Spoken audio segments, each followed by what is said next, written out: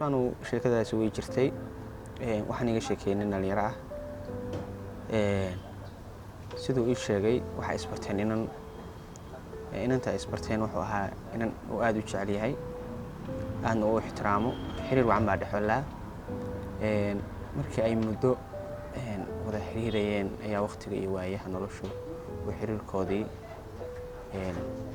saameyn ku yeeshay waxaana dhacday inuu xiriirkoodii go'ay si wanaagsanna oo ay ku kala hareen muddo kadib ayuu maalin wuxuu kala kulmay meel suuqa inantii way is salaameen salaan kadib way is wareysteen waxay u sheegtay in ay doonan tahay dhawaana la guursanaya waa ugu farxay arrinkaas inankii oo waxa weeye oo uu hambaliyay una u duceeyay in Ilaahay qoyskeeda ka dhigo qoys fiican markii ay kala sii dhaqaaqayeen ayay waxay ku tiri aan iscafino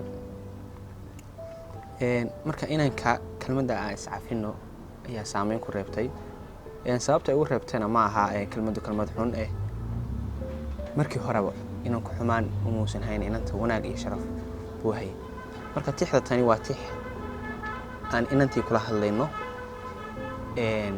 kana sheekeynaysa wanaagga iyo sharafta uu inankaas u hayo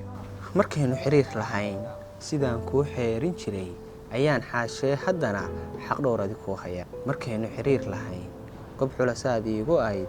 ayaad weli xidigtiyey xaggayga nalkii ka tahay markaynu xiriir lahayn xertii guul nala jeclayd sidaanu xaq dhowri jiray ayaan weli xeeriye markaynu xiriir lahayn sidaan xumo kuula rabin ayaanba xaggaaga weli xiqdiga aan ula necbahay markaynu xiriir lahayn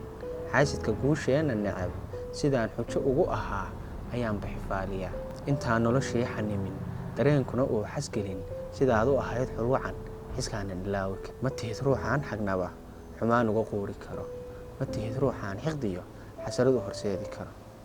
ma tihid ruuxaan xan iyo xumaanba ka sheegi karo xakiimkuna kaama dhigin qof aan ya xifaali karo intaan xayi nool ku ahay dunida xeerbeegtiyey walaalnimo xoogsatiyo xushmaan ku hayn adiga hadduu xidig yahay qof uu xogtaha i su'aal warsado waxaan ku iraa xagnaba lagama duwan xooral cayn